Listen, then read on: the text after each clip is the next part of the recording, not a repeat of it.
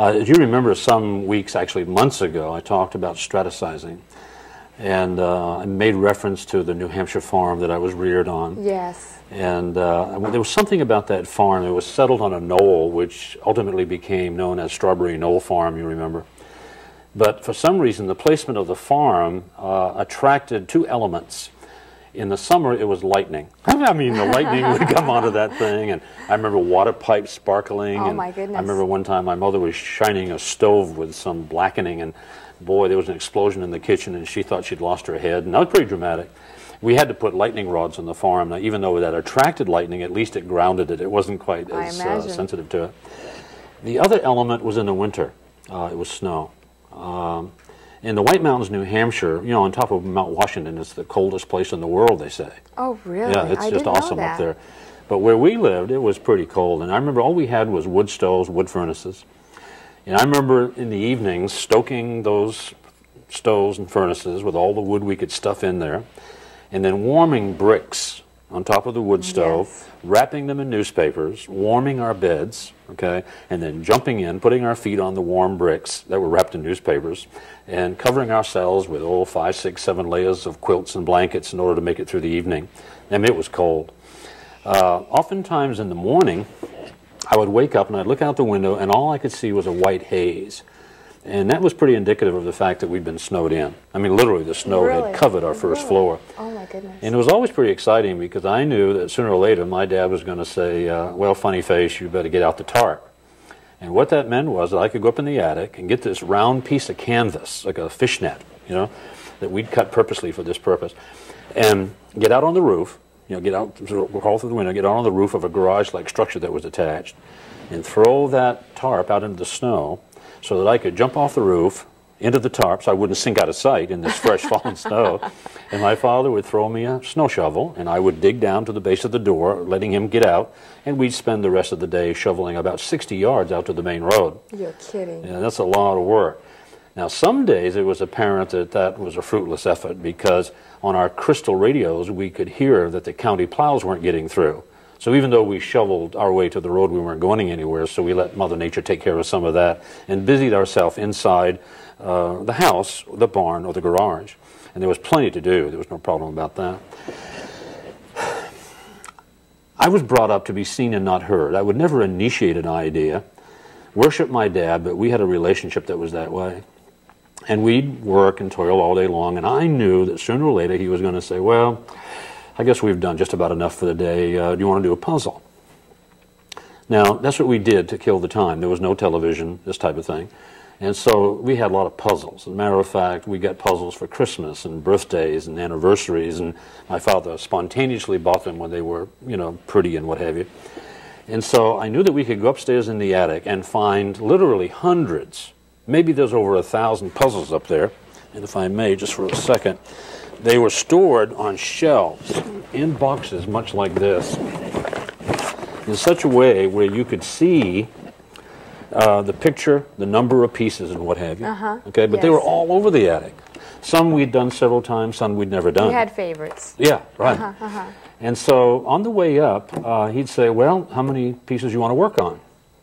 Now understand that it was always two puzzles. We each had our puzzle board, all right, and worked on our own puzzle. And although it was never talked about, I always sensed there was a competition. A competition, by the way, that my father always won. I never beat him putting together a puzzle. Didn't realize until years later what he was doing. And what I'm going to challenge the listening and viewing audience to do is to sometime this evening and in subsequent weeks to figure out what it was he was doing. It was obvious once you understand, all right, how he always won. But anyway, he'd say, well, what do you want to do? And I'd say, well, I might say a 1,000-piece puzzle. And so we'd go up the stairs, and I'd say, well, it is a 1,000-piece, I'll do this one. And he'd say, well, if you're going to do that one, I'll do this one. Okay? And we would come downstairs and start working on the puzzle. Now, I say that in the hopes that you understand that's not the way we did it. Why would we, just at random, pick out a puzzle when we had hundreds of choices? Now, as part of the pleasure and the purpose of the time together was to sit and examine and select and sort and sift puzzles, trying to find the right ones to do in the competition that was unaddressed. Okay? For example, this would be a pretty good competitive puzzle. A lot of straight lines, multicolored, probably pretty good.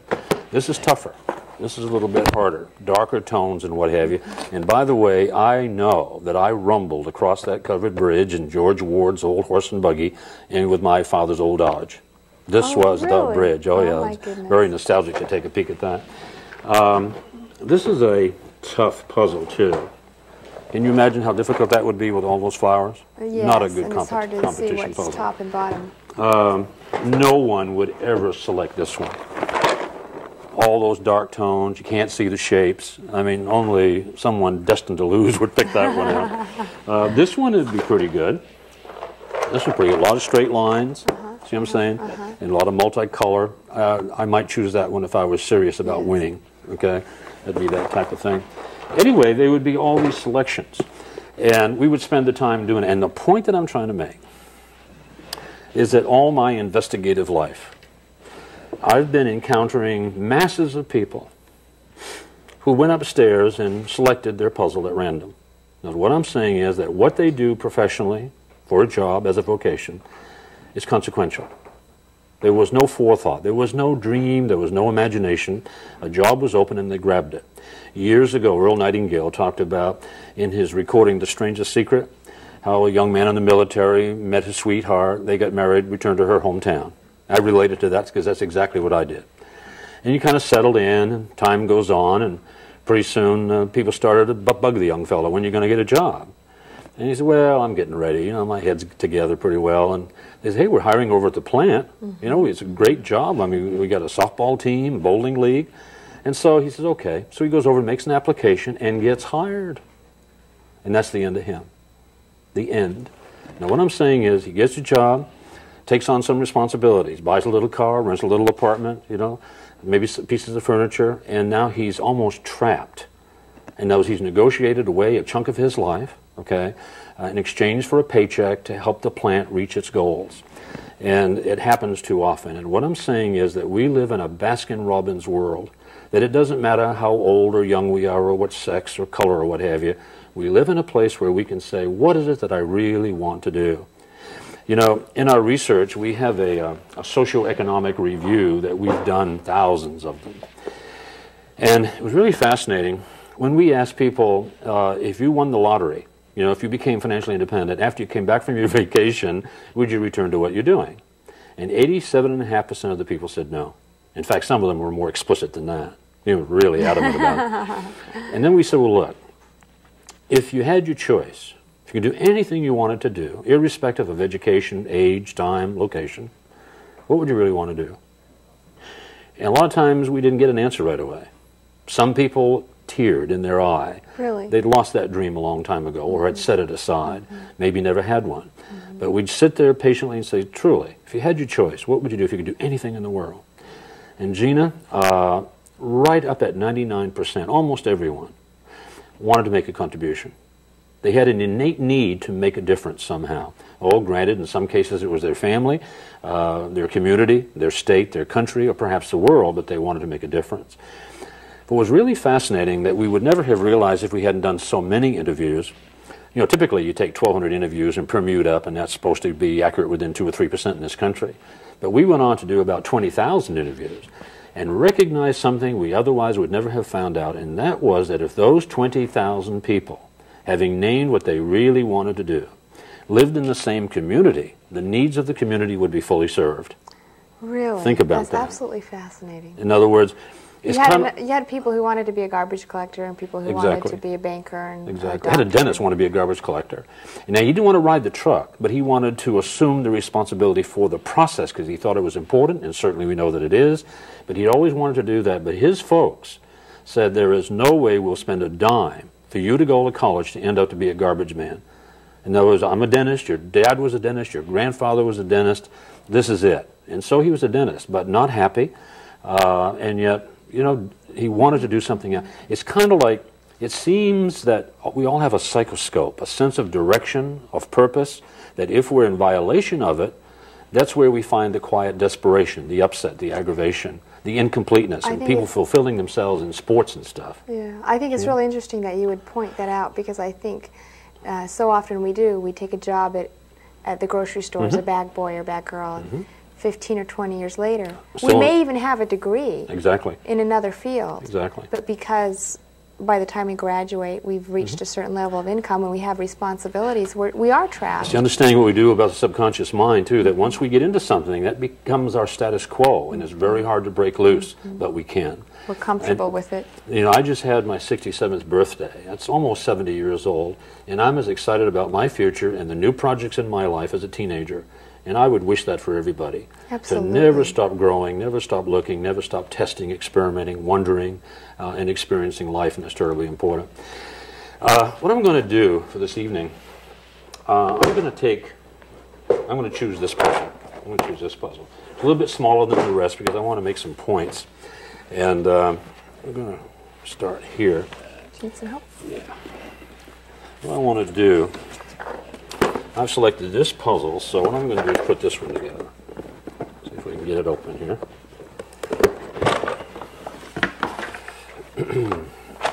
Now, my intention is to put the puzzle together, and I'm going to work real hard at doing that.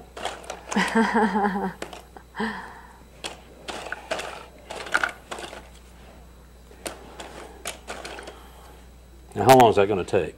It's going to be a while. Yeah, I may never get it done that way. And you understand my point. That out here, there are masses of people who are working hard, doing their best, trying to get a job done, and yet they're doing it this way. I mean, there's no sense of organization, no sense of direction or purpose or what have you.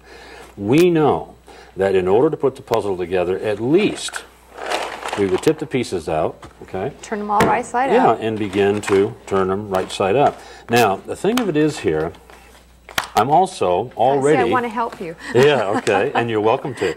And we're already making a mistake. Okay, what is that? Something is missing here. Okay? It's the picture. The complete picture. Yeah. Yeah, the in big other words, picture. I can't imagine doing a puzzle without propping that picture up so I can make ready reference to it. In fact, I'm going to lay it down there. I think we can both see that. Because this is a Technicolor picture in exact dimension of what we're up to. And it certainly helps us to proceed, gives us a certain amount of pleasure, being able to make reference to this occasionally. See what I'm saying? Absolutely. Terribly important. Now, in real life, what's comparable to this is exercising our imagination, our capacity to envision the future, and to crystallize it. Now, it was called crystallizing. The only way that we can crystallize effectively is with the magic of a pen. You have got to write, you've got to cut and paste, you've got to create a vision of the future. We're philosophers in the purest sense of the word, is that we have the capacity, you know, we talked about telesthesia in one of the previous shows, and the capacity of the human mind to project itself into the future and celebrate the results and the way we want things to be. It's an important process. To crystallize. Now, once you're crystallized, the next step is indeed to come back and to start categorizing. Now, let's put the blues with the blues, the yellows with the yellows, the blacks with the blacks. See what I'm saying? And while we're doing that, we make reference over here. If we find a corner piece, for example, we know where this goes. See what I'm saying? Right. We know that it's going to go down here. An edge piece is going to be probably that particular one. Let's see where I am here. Yes, this is going to be over here. No question about it. Without that, I wouldn't know this. See what I'm saying? So as we categorize, separating by colors and shapes, the thing that's parallel to that in real life is categorizing our life for balance. For example, if you're going to plan a future, you have to have a spiritual, emotional facet of your life that you have to take attention to. Spiritual is that innocuous wonder that we have about where did we come from, why are we here, where are we going, what's the purpose, you know, what's that about? And then, of course, our emotions of love and fear and how feelings affect that. To really have a sense of influencing that. Now, we're never in control, but we can influence the direction we're heading in that area. The other facet that we have to categorize into is the social secular. What church are we going to belong to? What clubs are we going to? Are we going to be married or single? What community are we going to live in? That has to be considered. On another plane, you have physical, tangible. You know, what kind of home, what kind of car, where you're going to live, what kind of clothes you're going to buy. And to have an actual list about that And then, of course, the last and perhaps the most important thing is the vocational, avocational facet of our life. That's how you're going to make the money to provide for this other lifestyle, and how are you going to pay back.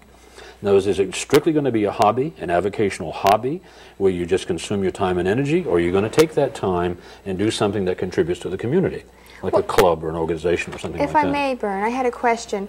You're saying that, first of all, we need to create, paint, draw, write a picture of what we want our life to be about.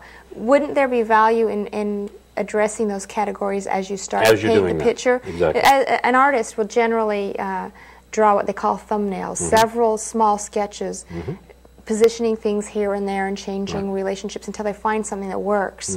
And then from there they'll go and make their final, final draft. Right. Yeah. If you have a vision, it has to have that balance in it. Because you and I both know people who are so one-sided that their life doesn't work. I have a young man in my life that today is $32 million, worth $32 million. Where do you think his attention was? On the vocational side of his life. And it became unbalanced. And not until he slowed down and found a church home, until he slowed down and established a relationship with his family, you know what I mean, did he, or was he able to move on with his career? And so there has to be balance all along. You see, if you, for example, if your life plan is this short here and maybe this long here, and you know what I mean, your life can be flat when you try to put it together. So it has to have some balance. And as we move on into the series, we'll get clearer and clearer about that. How do you suggest that people begin to draw this picture that's going to be actually a template or a model or a reference point? Well, you have to look around to see what's available, what other people have done. Listen to your psychoscope. Try to get in touch with that. Ask other people what they see for you in your future. Begin to collect pictures.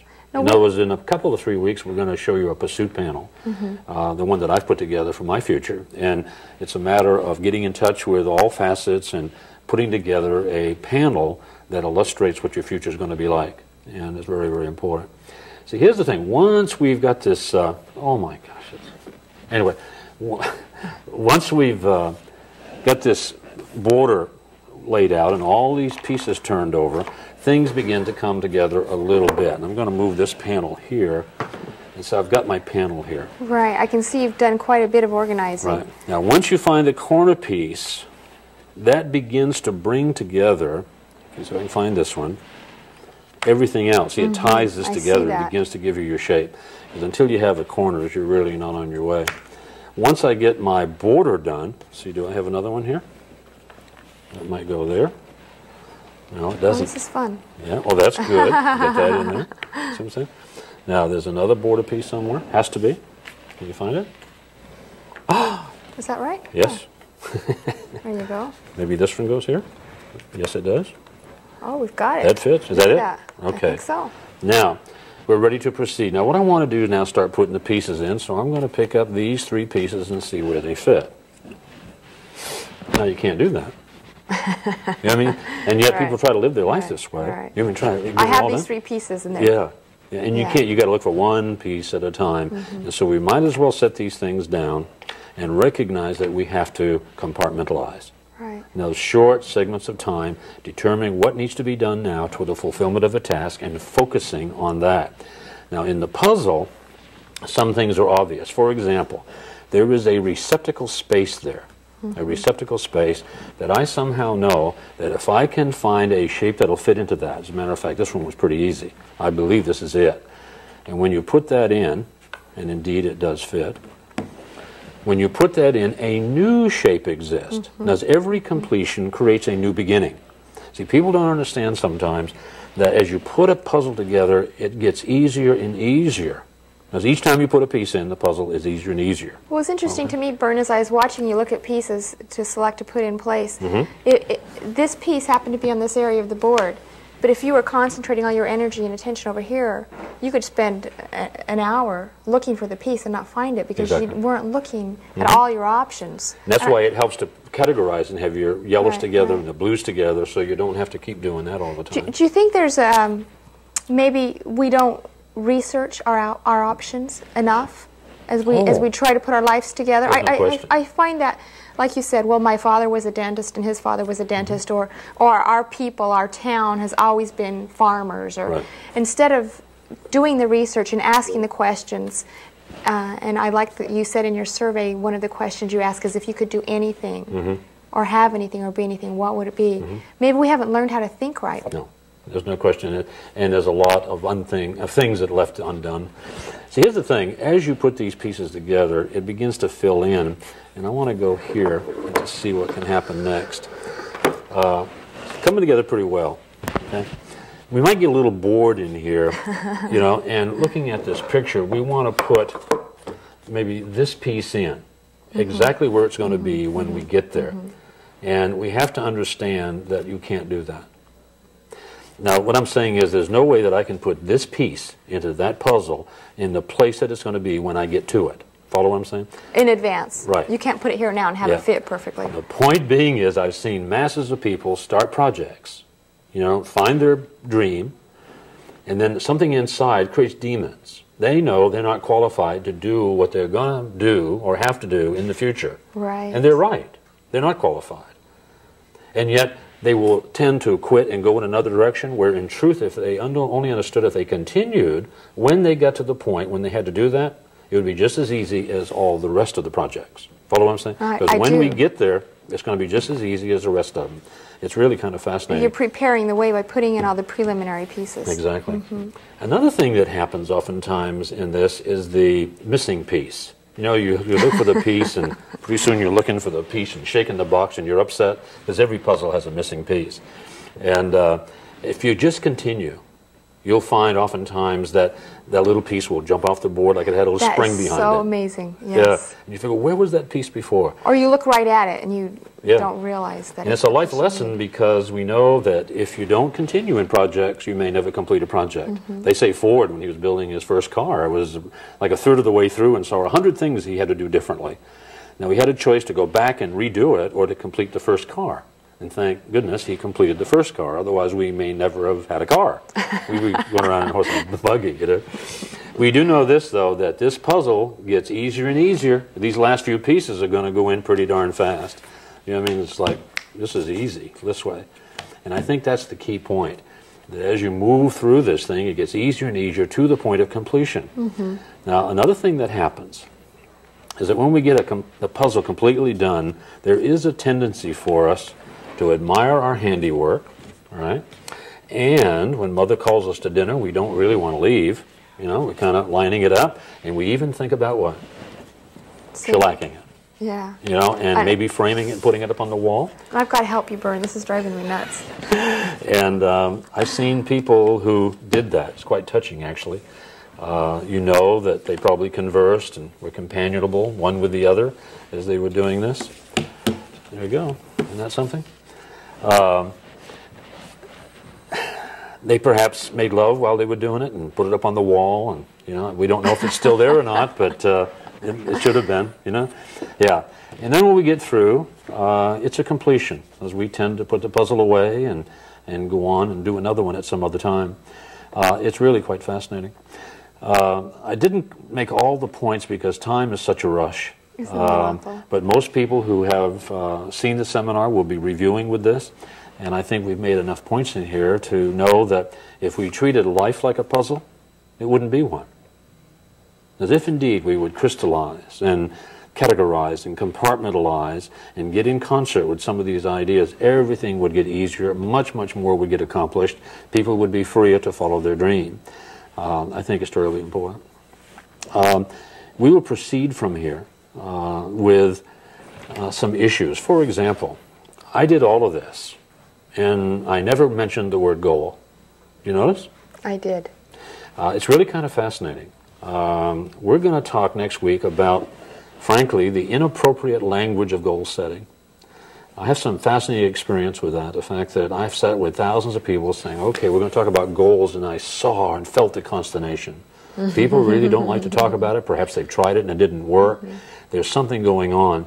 And we've discovered a thing called the Sisyphus syndrome, and we will reveal that next week in context with this, and we'll take it on into the importance of defining a purpose for our lives, and then ultimately to a peak-to-peak principle to progress that can really make a difference in people's lives. I've seen people dramatically move forward with some of these concepts, and this was just more or less an overview and introduction, if you would, to what we're going to be talking about. Do you have any questions or comments? Well, Bert, you've certainly got me thinking, and actually I do. I think that I'll be able to raise some issues on the next show. I have a week to think about. I'm looking forward to it. One of the points I wanted to make here, so that we can make reference back to it, you put puzzles together. Yes, I have. I was a very visual person.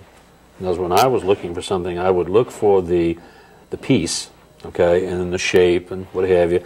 And when I picked a piece up, it almost always would fit. I'm not saying always, but I'm not picking one right now. So where are we here?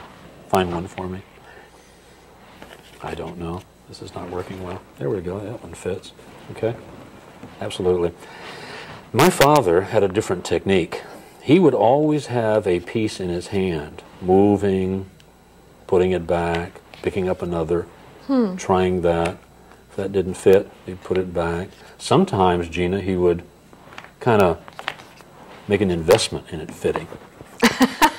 He would do that. I think. And I would just about die. I said, Daddy, don't do that. You know, and once in a while, frankly, he'd leave it there, and it didn't fit. And he'd go on. And he'd come back later and correct it. You know? And, well, you said he always beat you. Yeah, and we had to figure out, why does that work so well? Yeah. How come that works so well? Yeah. And I think we need to do this.